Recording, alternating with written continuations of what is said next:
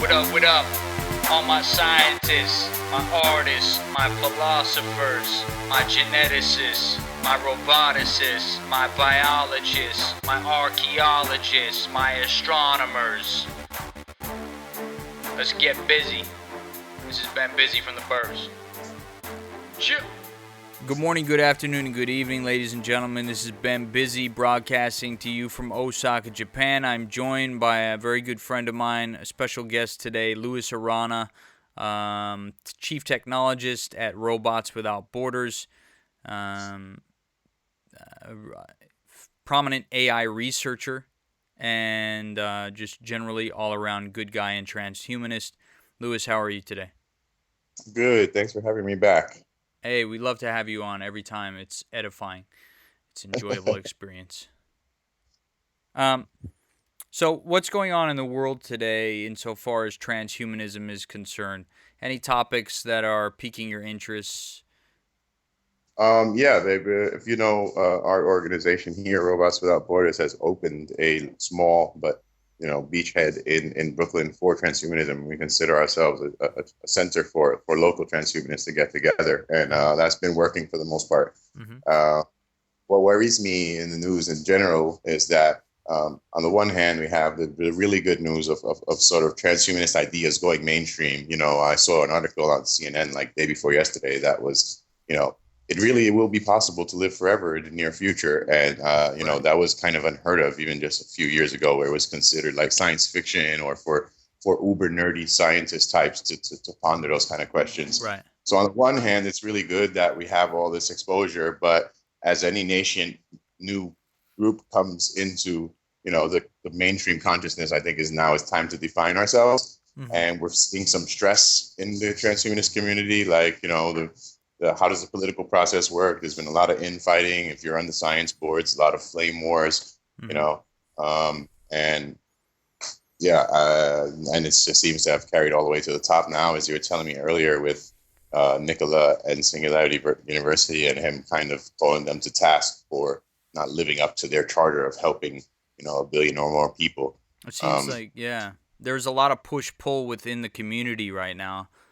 It's good to see that you have established that beachhead and that transhumanism will have like a location, a spot in New York where previously there wasn't really any fixed location, was there? It was like kind of a distributed lot of hacker spaces. meetups and meeting community centers and cafes and a lot of informal meetings in people's houses. And so we just try to establish a kind of place where the local scientific community can sit down Mm-hmm. and collaborate and exchange ideas. And it's kind of, we jokingly call it a safe house for transhumanists, because a lot of people will come Nice. stay a few days, work with us, and on their way to another location. But it's been a blast. We've only been open here for about a month. We just finally formally signed literally today. So Mm-hmm. yeah, we're in business in Coney Island, man. Outstanding. Now, are you like farming the local community for engineering jobs or like, I don't know, projects that you could one use to like make the world better for whoever's affected, and two, like as a means to bring in revenue? Sort of our space, thankfully, now we're very, very close to self-sustainability. So now we're working on things like equipment to make some of the prototype robotics that we're working on. Mm-hmm. We're building a hydroponics lab here, small, but, Nice. very real one. So it's something, tapping the local community is something I did in North Brooklyn. I actually ran a collective up there Mm-hmm. in Bushwick. And I certainly would tap the local community to, with artists and coders and programmers. South Brooklyn's a little different. So Mm-hmm. what we're doing is more bringing people in than the local community. Mm-hmm. There are some people, there are some exceptions to that, but generally we're in a very commercial area. So it's not as many hackers and hipsters walking the streets as there are in the other parts of New York City. Right, yeah. I'm wondering, could you give us like an overview, like a top-down schematic view of like the different sections or proposed sections for the future Robots Without Borders headquarters, and also maybe give us a sense like What is the actual name of the facility? Have you nicknamed it? Is it like Transhumanist One or something? And like, what do you have in terms of facilities there, and what do you want to see in the future? Like a wet lab, maybe like I don't know, electronics hacking section, and like a computer hacking section. What do you foresee for that? That's not far from the truth. We have some aquaponics stations provided by some friends of ours in Queens, the guys at Q Phase and Michael Bain and those people. Mm-hmm. Uh, really, it's a collaborative effort between the sciences. So they do a lot of, obviously biological, and they raise fish and do sustainable energy and clean water. So what we're doing is they're building a vertical farm in our space, and we'll be monitoring that vertical farm with artificial intelligence and starting to bring those sciences together, Right. as only working in a same spot can do. Because we can have a lot of meetings about it or discuss theory, but when our robot is looking and tending their crop directly, that's when you really find the problems that are not going to be easily visible, Right. in theory. Yeah. So The it's nexus point exciting. of these Doing sciences. we're doing real science. It's very humble beginnings. We have very little equipment, but it's ours. Mm-hmm. So for the future, we see an Android lab, which Mm-hmm. is the building of robots like C3PO or Hell yeah. Blade Runner type of robots and nursing robots, things of that nature. Um, I have a project actually, that we're self-funding, and we're really trying to get a prototype up very, very soon. Mm-hmm. Hopefully very early 2016. Mm-hmm. And it typifies what we're about here. So let me explain that project to you. Okay. Uh, what we want to do is make a robotic dog. That Mm-hmm. sounds like a kind of a common idea, but basically you get a very cute, realistic stuffed dog. Mm-hmm. You put it on a robotic chassis. The thing that makes this a special project is that the dog is an elderly care dog. I So see. it's sort of like the world's smartest seeing eye dog. Um, Ah. and what it does is, it yaps at the cupboard like when a patient forgets to take their medicine or when it's time to do that. Right. The dog takes the owner for walks, for Mm-hmm. example. The person needs their exercise, they should go 4 blocks. If the person tries to go off course, the dog pulls them back towards home. Mm-hmm. Um, the dog loves to like get up on the lap and cuddle so it can take your vitals and your heart rate and things like that. Right. And it also creates a loving relationship that people normally have with their pets, so people trust it. We tend to, Mm-hmm. believe our animals when they tell us something. So we think that is a very non-invasive way to give, elderly patients and early dementia patients with Alzheimer's, Yeah. for example, um, a way to have some level of independence while having monitoring, being taken care of by an AI, and having the dignity of a little bit more independence than they would normally have, you know. Right. Why did you choose to go with the what do you say? The dog versus kind of I don't know, an amorphic R2D2 kind of unit. Uh, two reasons. One, the relationship is already established. I mean, if you go to any Mm-hmm. park, and look at, you're going to see lots of older people with companion animals or pets. It's a natural relationship. One of the reasons we didn't make it anthropomorphic like a robot or an android is because, the reason I like my dog is because my dog doesn't talk back to me and judge me. So so the dog will fully understand English, but it will only respond in barks. It's sort of like, imagine Super Lassie or Scooby Doo, like Right. as smart as a human, but stays within the role of an animal. You know, Hmm. I have a and question. that pushes away a lot of fear, because especially older people, the older you Right. get, the more future shock you have, especially as time goes on at this like level of technological progress. So, Right. we want to scare them. I don't think my grandma's not going to want C3PO walking in, trying to give her a bath. Hell no. But she will. Yeah, they could be terrifying. She will bathe in front of her dog, and if she falls, the dog can immediately contact the authorities. Yeah. Um. So that's a fantastic project. Are you And that's are you really easy. getting I mean, it's $1,000. We build a prototype of that. The AI we right? already have pretty much. I just have to do a custom one for that particular, job. But I mean, Mm-hmm. the AI is the hardest part, and that's done. Really, we're talking about building a fun robot dog to kind of put this, AI into. And those are the kind of projects that we want to self-launch. And now that we have this headquarters, we're able to tackle problems like that. So Does look, it have we're a facial five-man recognition? singularity university here, you know? We have the same intentions and goals, and starting at 1 and starting at 10 is not a big difference in the exponential trend. Right. Does it have facial recognition? The final version will. It's something I'm working on right now. Is really like some of the most exciting progress we're making is like, how many fingers am I holding up? You know, I love Mm. stuff like that. Like I'm super nerdy about recognition systems. Machine vision. Well, So yeah, how does to make facial the version. recognition work? Is it like measure the distance between the eyes, or Oh, it's so how does that work? simple, really. Um, I mean, we just use a lot of, open source of available recognition algorithms, and that's kind of the core of the vision system. And then as we do with the other technologies, we hit APIs. So we'll, for example, Right. put that. Here's how it works. Really simple in a nutshell. The vision recognition snaps a quick picture of you. It puts it through 10 different websites and its own databases and takes the consensus of that to say, what am I looking at?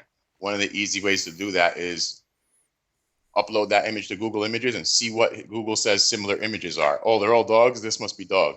And that also works Right. with medical diagnosis. If you take a picture of your skin and you put it through a reverse image search on Google, it will tell you like that's a rash or that's cancer. And even if that level is not super Right. highly effective as a doctor, it's kind of like better than any human looking at you and telling you should go to a doctor for that. You know, it'll be Yeah. highly accurate, if not 100% accurate. I I'm just think that's wondering, like, cancerous. I think it's not. I'm just wondering, how will it know that it's with its owner?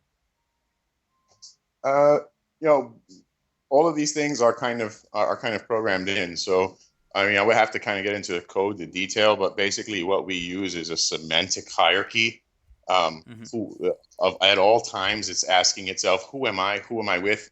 Who is he? Who is she? Who are they? Who are we?" It's constantly defining those, and anytime any new information comes into the environment, it'll update that.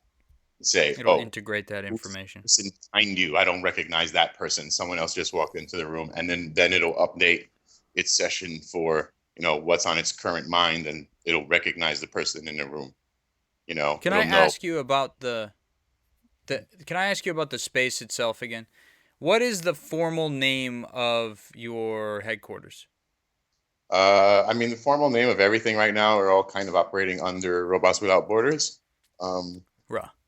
and what we have is basically, two larger rooms and two smaller rooms. Like I said, it's really a beachhead, but it is large enough, and there are enough collaborators here uh, to establish ourselves and be able to move forward on all of our projects, not just our projects with the artificial intelligence or Are Robots you Without having an Borders. open house soon?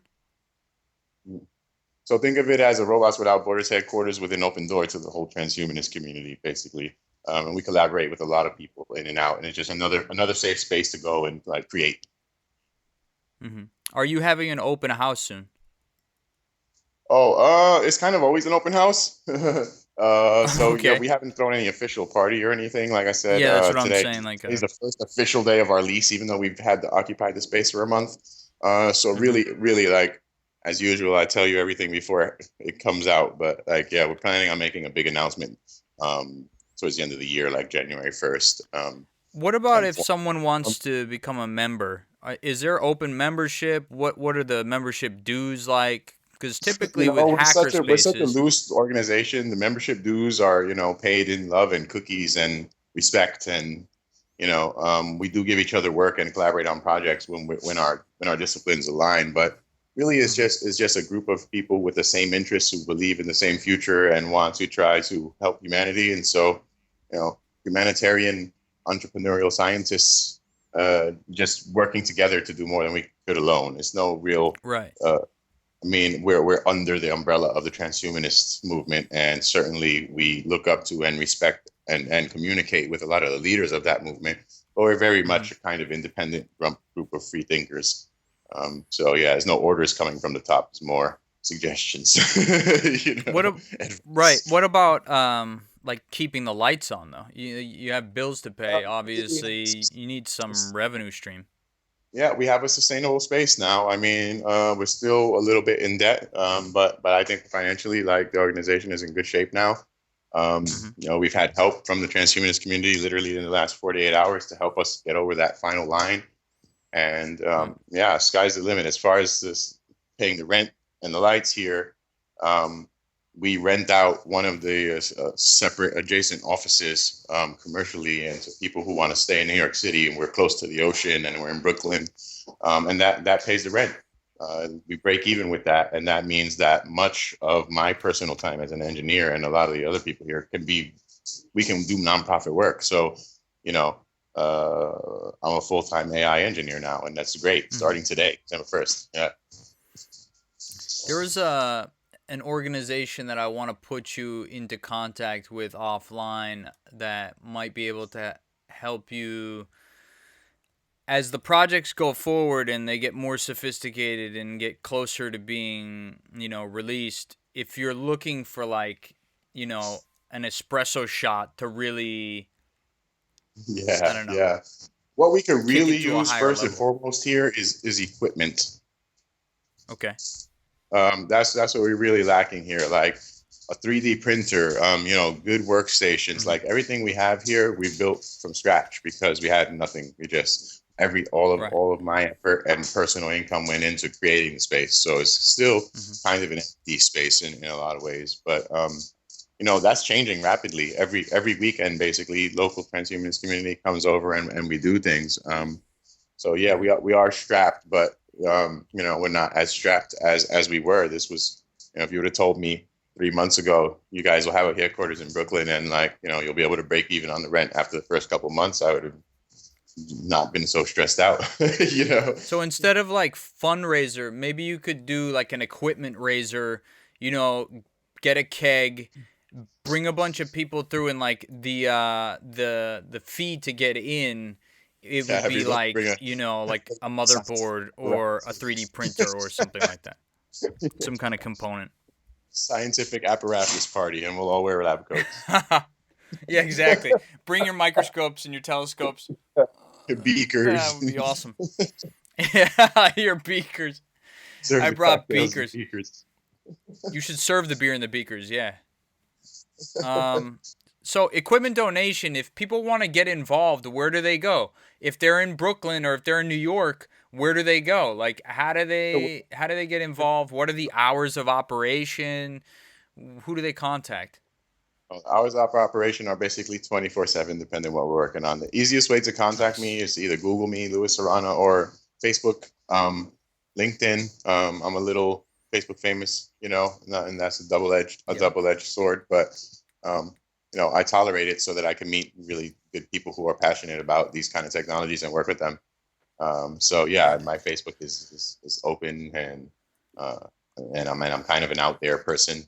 So let them look and see what I build, and I post videos as often as I can. And yeah, just call me, email me, and we'll set up a time. And we love new projects here. That's why we started this place.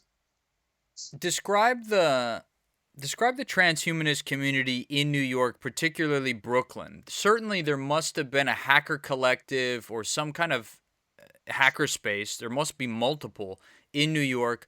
Who are those people? What extent of interaction have you had with them, and have they been involved with Robots Without Borders at this new location yet? At this new location, no, because we're just moved in here. But I actually ran one of the hacker spaces, more than one, in New York Mm-hmm. City. It's a loose affiliation, just like I was saying with the local scientific community. Mm-hmm. We all work together, but none of us work for each other, if that makes Mm-hmm. sense. And it's all about resources and passion and ideas, and so yeah, we're working with a lot of the local people, but none of the uh, under our own banner. How Uh, how allied are the hacker spaces in New York? Is there a consortium, or do they kind of operate I would independently, and say does that negatively affect things? it skirts the line between friendly competition, and friendly rivalry.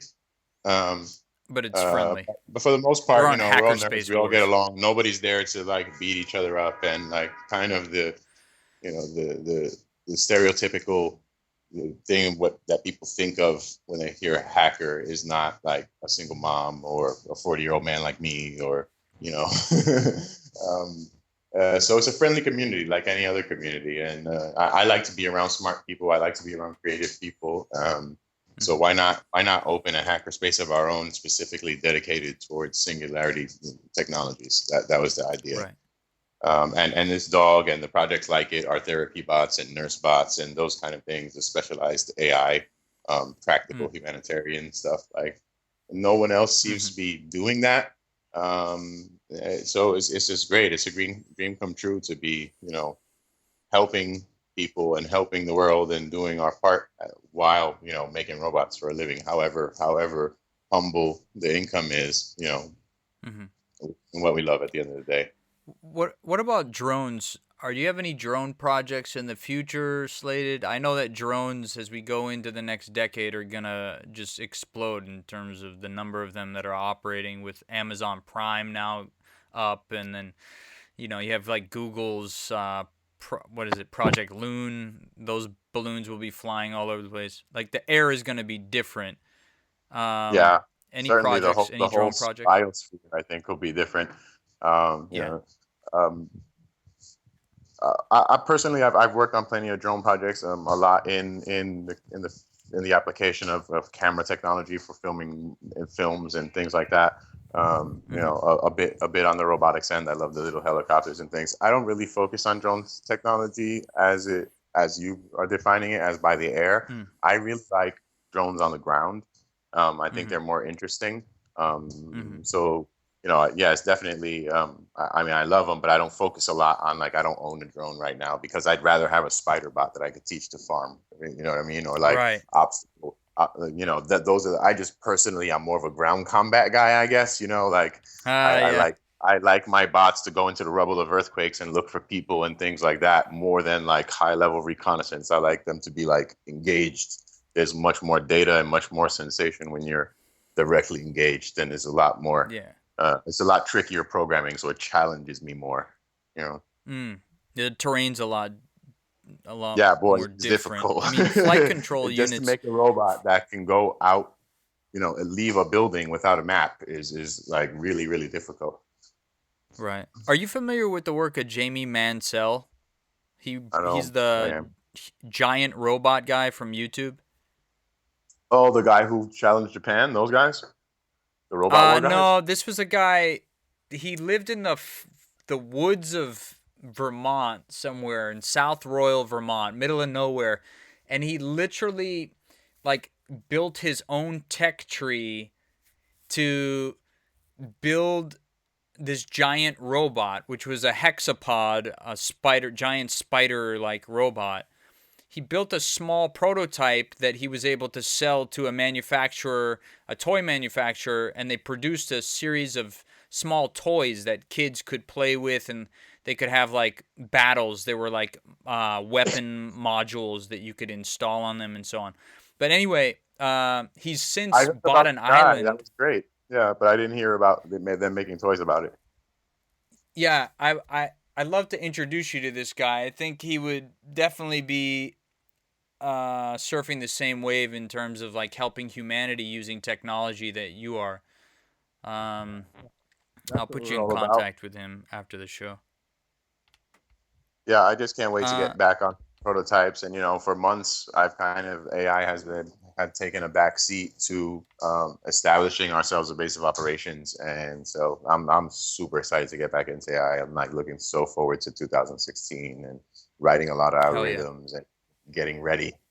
You know, getting ready for 2016 rounds of Turing tests is going to be awesome.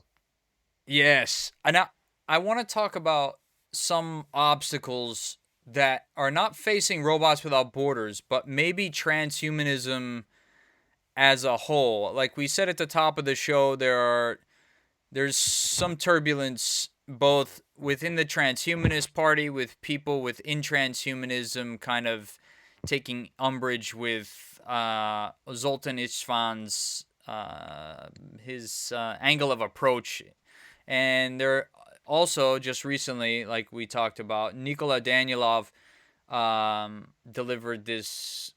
scathing critique of Singularity University not living up to its charter and so on in at a talk in Amsterdam.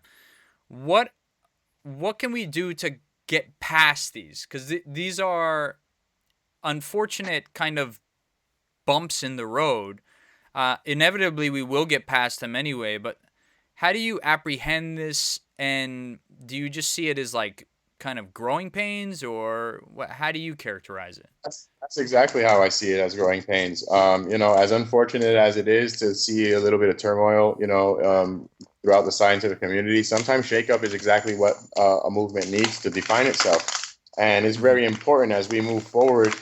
People are going to be very afraid of because most people think linearly, and most people think that the world is going to be a little different in 20 years. And when they see really like articulate androids come into play, and when they see the Right. automation of nearly every aspect of life, and they start to Mm-hmm. realize the economic and political and existential crises of those technologies, um, I think transhumanism should place itself as the voice of kind of reason and hope in that situation. That like we guide Mm-hmm. the future, and technology all comes from man, and it's us. It's just an Mm-hmm. extension of our own will. Um, Right. so look at, I mean, look at any parliament. Look at the founding event of the United States. There's always going to be infighting and political discourse. I think is very healthy as long as it stays respectful and nonviolent. And so far, I think it is. Whatever side you Mm-hmm. fall on of these particular arguments, the arguments need to be made. Right. So is Yeah, I Singularity agree. living up to its charter? I don't know. I kind of again, I tend to be thinking out in logarithmically, which means Mm-hmm. I think exponentially, and when I try to gauge future actions, and I think Mm-hmm. that's a new thing. Most people don't, and so we have a lot of surprises in the future, and it's our responsibility as people creating the future to assure them that we're creating things for the good of mankind and not for the wealthy, or not, you know, uh, and then people won't be as scared of the Terminator-like scenarios when they see that the reality is a dog taking Right. care of your grandma, and not, Right. Gestapo robotics knocking on your door. Gestapo robotics. The Robo Stapo. The Robo Yeah, Gestapo. humans Uh, detected. that would be terrifying. But there is this kind of like parallel track that's running in the military industrial complexes of the world, whereby advances in artificial intelligence and robotics, their chief applications, and some of these projects are highly advanced, their chief applications are for taking lives, for killing people. Yeah, I'm a huge proponent of peaceful AI. I think most people in the AI community are. Mm-hmm. They recently signed the petition of with nearly every AI developer and researcher, private and public. We've all kind of promised each other that we won't work on weaponized systems. I mean, anything could be weaponized, though. This is equivalent to the That's invention true. of the gun, the sword. I mean, we can go all the way back in history to technologies that pose a threat to humanity if it's not used properly. And I think we have to take the same kind of role with these technologies, and try to make sensible common grounds more than uh, you know politically divisive wars over transhumanist things, like is if somebody replaces 100% of their body parts, do they still have the rights of the person they were born with, for example? Like those kind of things are going to be issues soon, Right. sooner than people think. I've uploaded my consciousness. Like, do I get Social Security twice or once? Right. Have I already claimed it? What Right. constitutes death anymore? If I have a relatively high resolution copy of myself, if my Facebook stays alive after I die, am I dead? Right. Can I Yeah, claim these are life issues that are. insurance? Seems like it would open up a brand new branch or field of law where you need lawyers to be able to adjudicate these kind of things, and you need judgments and policies set forth that kind of make it clear what is the path, where do we go, and how do we apprehend these situations when we encounter them. Are you familiar with? Is this stuff being taught in law schools? We actually have friends over at the New York Law School, and we work with them. And they're interested in robotics and automating certain parts of the legal process to better serve people who have legal needs. For example, it costs a lot of money to hire an attorney. It costs a lot less to ask a computer what you should really do. And, they're always going to be bound by their confidentiality oath, whereas a real lawyer can opt out of that as a human being in practicality. So, I think that it is, there is forward thinking in the legal, at least in the legal universities that I'm connected with. But I don't think at the end of the day our current political system is going to work, because how do you outlaw something that changes faster than you could convene a Congress for? And how do you legislate forces of the universe that you can't control, which in essence, things like, AI, strong AI, is one of those things. Is it becomes, as difficult to control as gravity. And just as we live with gravity every day, I think we'll live with AI every day, but there will be dangerous applications. And if I step out into a place where I put myself at odds with the AI, maybe it will be equivalent to jumping off a building stupidly. And maybe people will do it sometimes and get killed by AI. But I don't think that death by AI, malicious AI conspiracy or anything like that. I mean, humans are much better at that kind of shooting themselves in the foot. An efficient system just doesn't quickly fall to violence or chaos. Right. It's It doesn't have adaptive. It future kind of consequences and is bound to have a better future than, that's the whole point of AI is to go towards goals, to create, recognize, and achieve goals. And you can't do that when you're beefing in the streets, so to speak.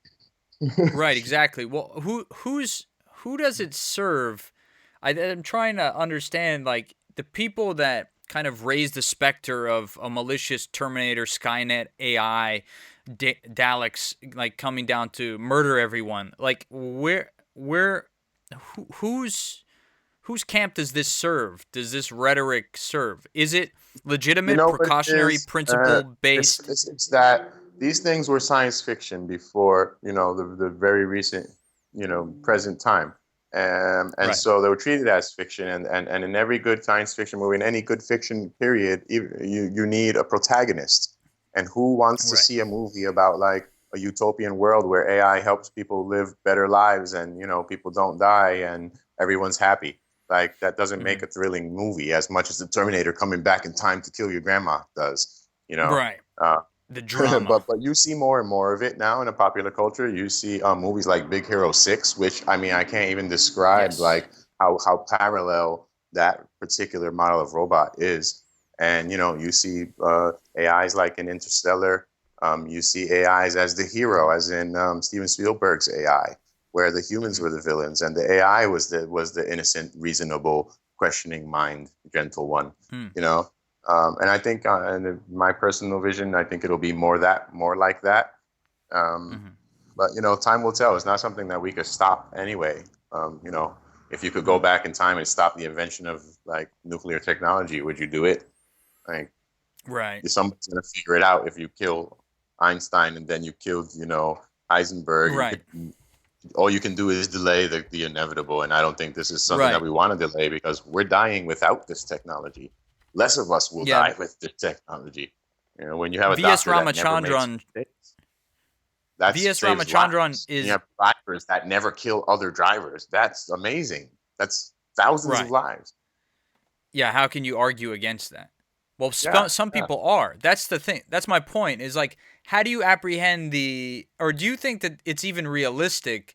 The Hugo Diggerisian notion that there will be a war between the Cosmists and the Terrans, the people who are in support of robotics and artificial intelligence, and those maybe anarcho-primitivists or primitivist Luddites who are against it. Do you see that as like a real thing? When you see it will be like a fire ant biting a human being, and it will be just as insignificant. You can't fight a war between disproportionate forces. And Right, but that's people who embrace new technology after AI has already been developed. I'm talking about on the road there. developed. The cars Will are on the this street group driving of themselves already. say again? I said AI has been developed, even if we don't have strong, ubiquitous AI right now. I mean, cars are driving themselves in the streets. You put your life in the hands of AI every time you're checked into a hospital, every time you get on an airplane. Robots are in control of that process, nearly all of it. Right. So Human you don't is foresee a five time minutes. when people are like killing people or threatening people's lives, scientists' lives, in order to try to prevent the emergence of AI. I don't think that's possible. First of all, there are too many of us. Who are you going to choose to kill first? Right. There are just too many people doing it, and then now we have a lot of people doing it in their basements and garages and college dorms. So So I mean, you just can't stop it. Hugo de Garis's view is strictly fiction then, according to you. Lewis? I, so yeah, um, what do you see as his point? Uh, Well, Hugo de Garis is you're breaking up a little bit, but Hugo de Garis's view is strictly speaking that in the Artilect War there will be a future time when humanity will be divided between the Terrans and the Cosmists. That the Terrans are very much against artificial intelligence and these robots, and the Cosmists see it as kind of like a divine holy duty that they must bring to life this new I form of the, intelligence. the Cosmists clearly win. I think that war would be a very short fought one, Mm-hmm. because you have people embracing these high level technologies ideologically, and then you have these other people who are rejecting technology ideologically. But yet, war Right. itself is a technological contest. So who wins? The Right. people with the better technology, and who The has the better technologists. technology? The Cosmists. Even if they start even, if you put me in my underwear and you put another guy in his underwear, and he's a luddite trying to stop me, like I'll still have AI. Like we'll Right. manufacture metals, and we'll get anodes and cathodes and get an electrical system up, and then build a binary computer, and like is you would do a Manhattan Project for your ideology, I think. So to Yeah. say that there could be any kind of war between augmented humans and non-augmented humans is like a war between humans and fish. Yeah, Yeah. tuna This fishing is highlights not the a war. ultimate It's a war contradiction to the tuna, inherent but it's not a in the war. anarcho primitivist perspective, which is that often these people who espouse these anti artificial intelligence beliefs or espouse these anti robotics beliefs, they use technology in order to, propagate their message.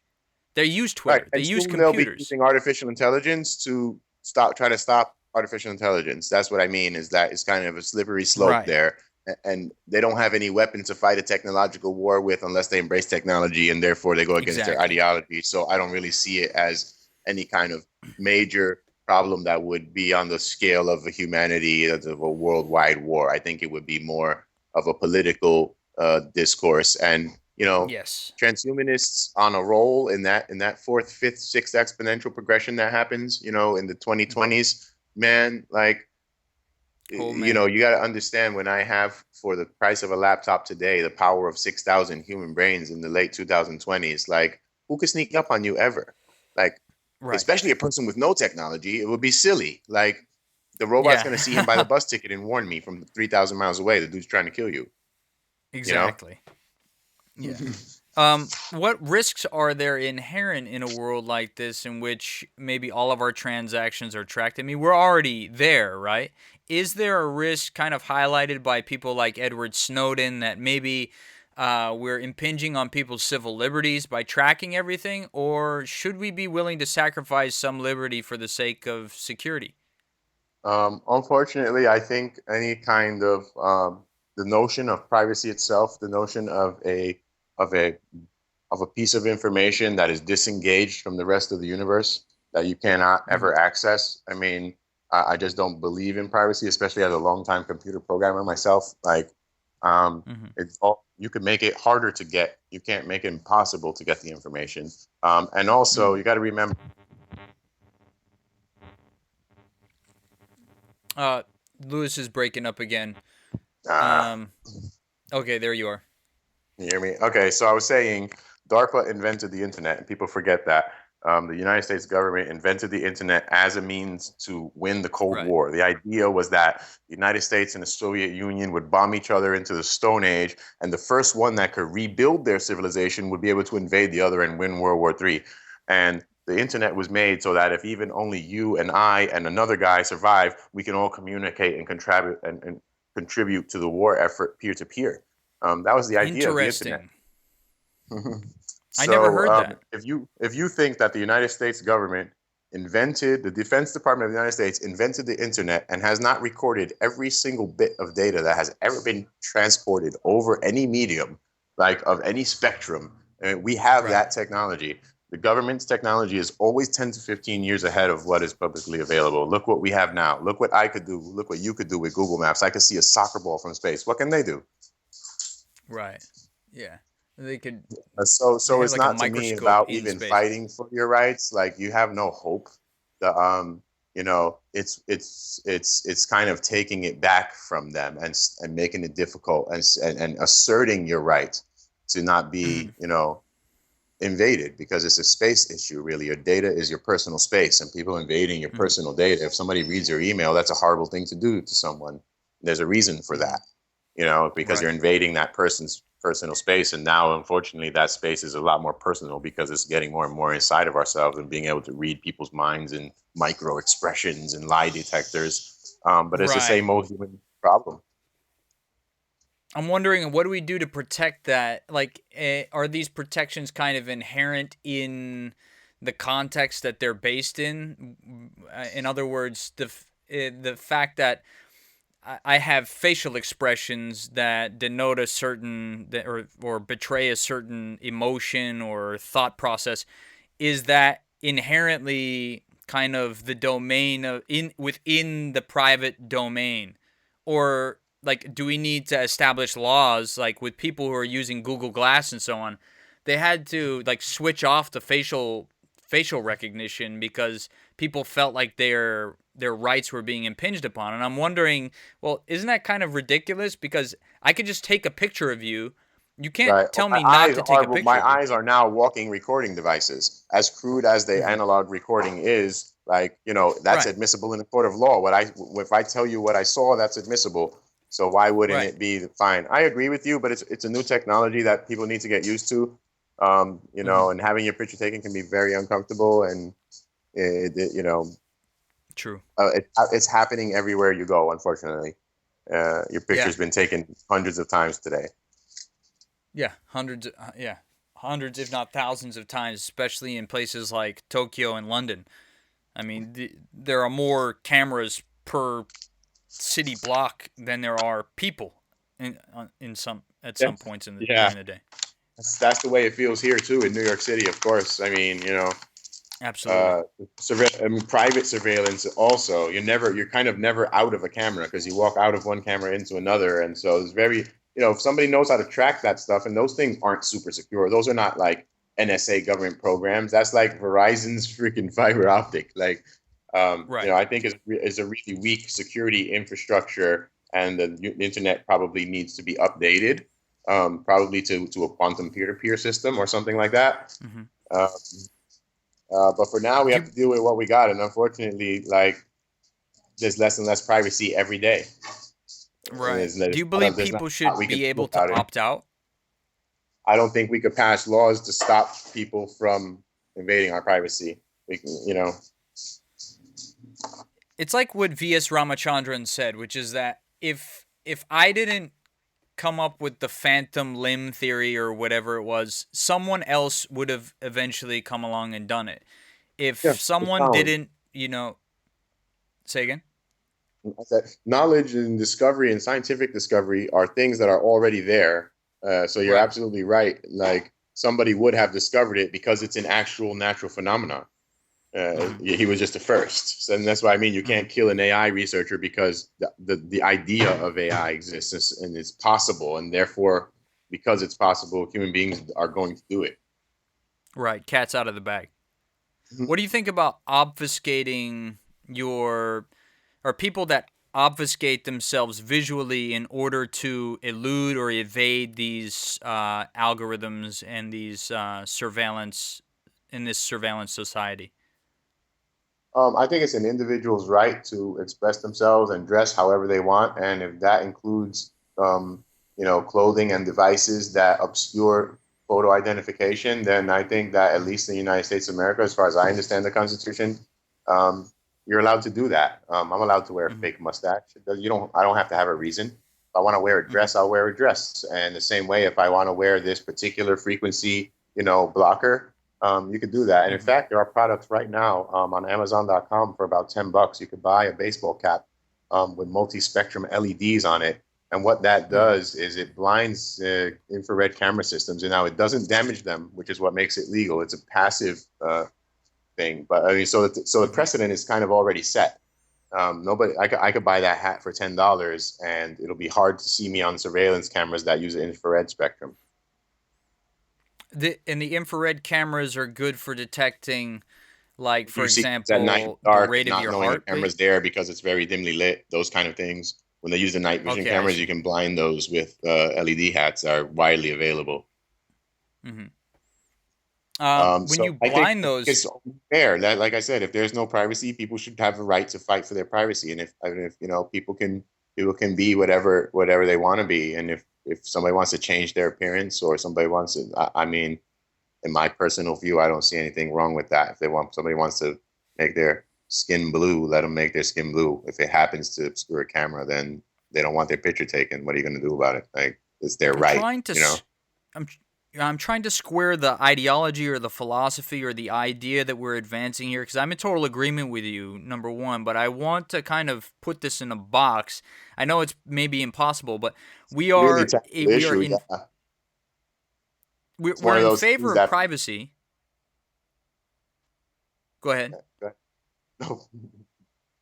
Okay, we're in favor of privacy, but we are um kind of we've resigned ourselves to Technology. the idea that privacy is fallible and that whatever encryption you have can be broken in an instant and your firewall can be walked through and all of your private data can be seen at the drop of a hat.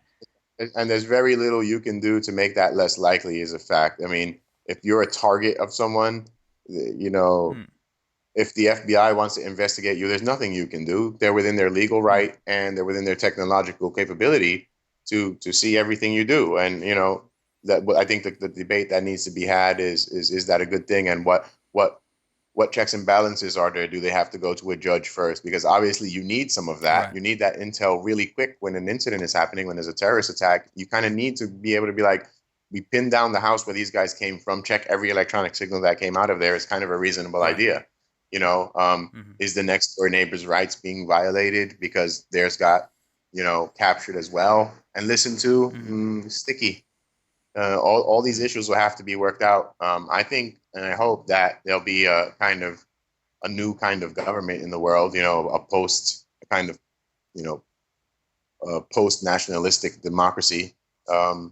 where decisions are made much faster than going through Congress, because that's not going to work. It could take them 2 years to legislate something, and by the Right. time they legislate it, it already exists, which is a lot of what we're talking about now. Like, well, how do you outlaw drones now that you could buy them in Radio Shack for $40 and everyone has them?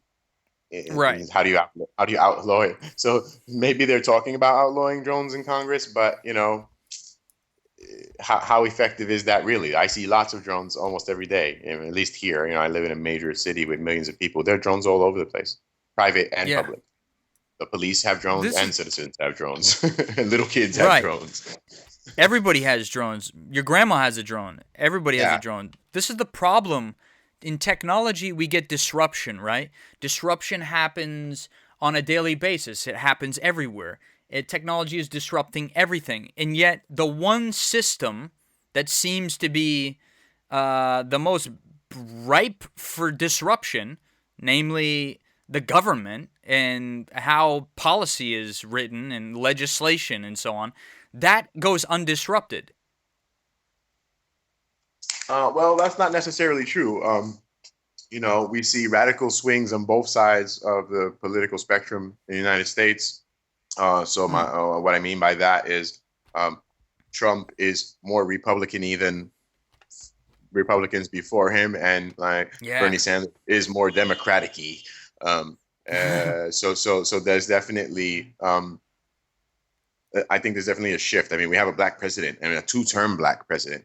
That people are trying to make change, and people are trying to catch up with the reality on the street. And the reality on the street is not a bunch of corporate interests, old people, in an ancient building trying to make decisions for the rest of humanity or the rest of society.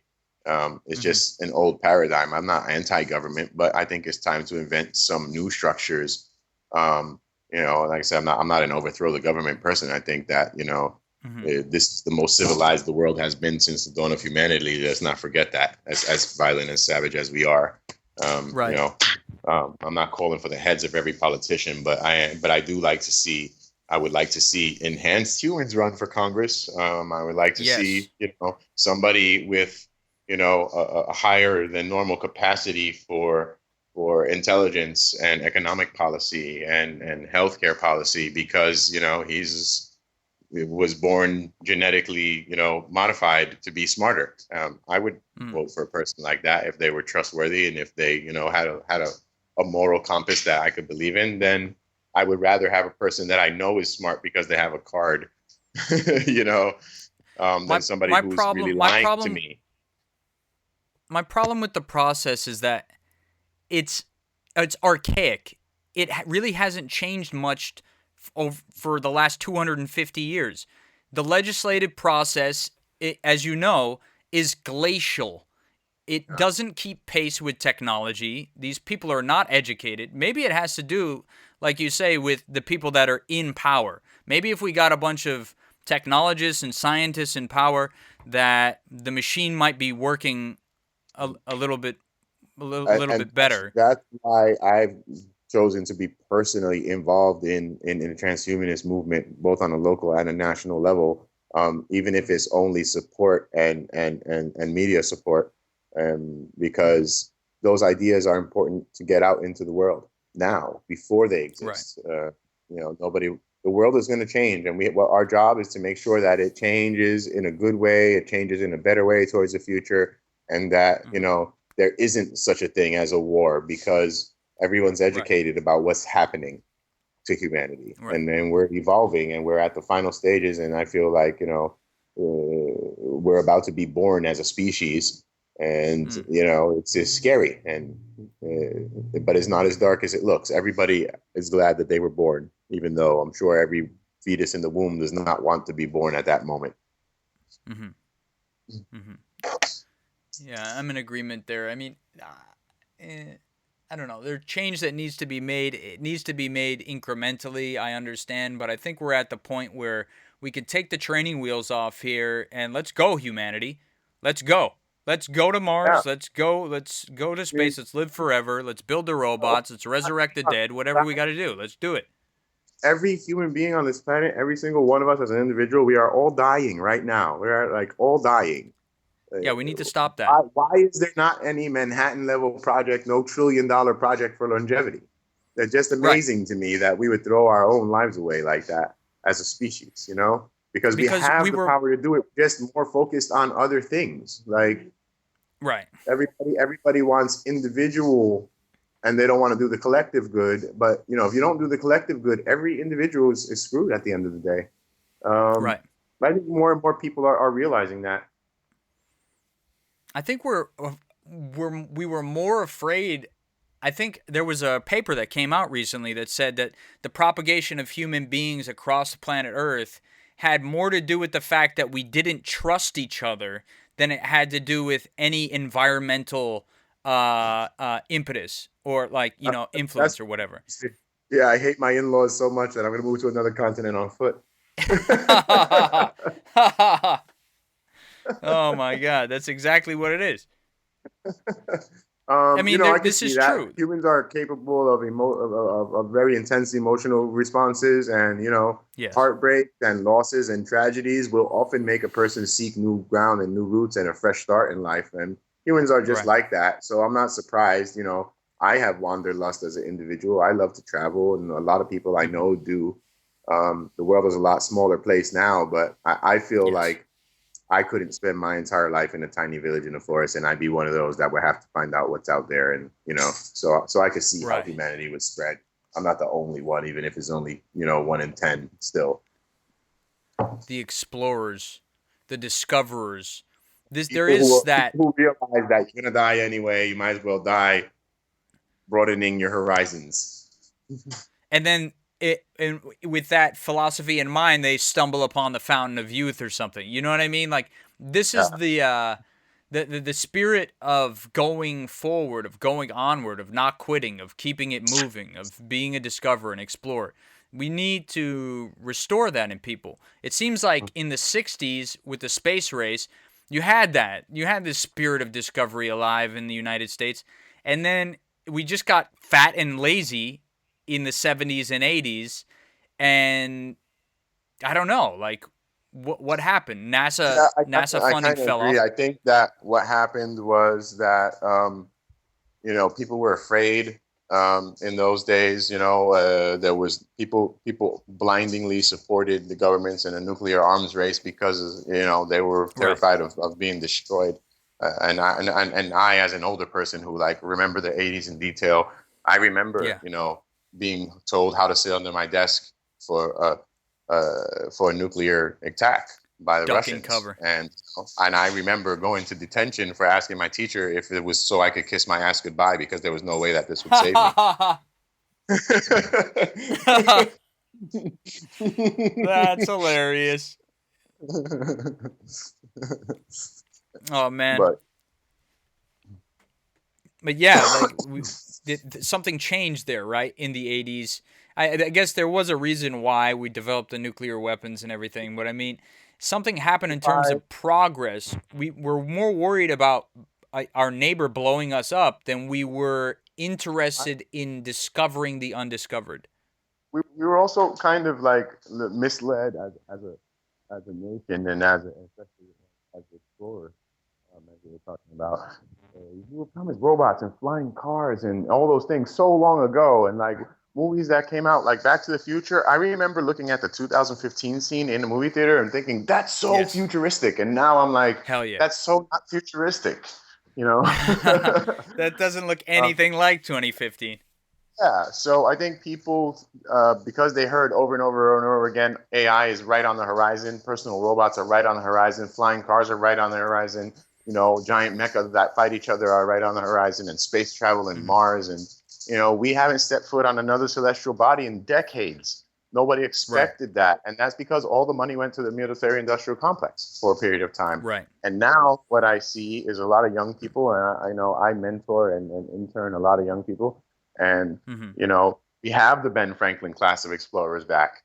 All of them Hell yeah. want to be actively engaged. All of them have questioning minds, and they don't just take what they hear for granted. They do the science themselves. I see a lot of that. It excites me that there are young transhumanists who are passionate and engaged, and I can name so many examples of that. Um, Mhm. so I think we have got back on track, and it is time for the flying cars and the robots, and it's only a matter of Hells time now. yeah. Outstanding. Well, we're nearing the end of the broadcast. I want to thank you very much for being on the program, Lewis. Much We want to Barry. have So you back. awesome. We're out of the military industrial dark age. Hopefully. We're headed towards the future. It's a bright plateau. It's not going to be easy. It's going to be difficult to get there, people, but we will get there if we remain persistent and we keep putting in the work every day. It's inexorable. I mean, there's a certain inevitability to it, but we also have to work. We have to do something to affect it, to make it a reality.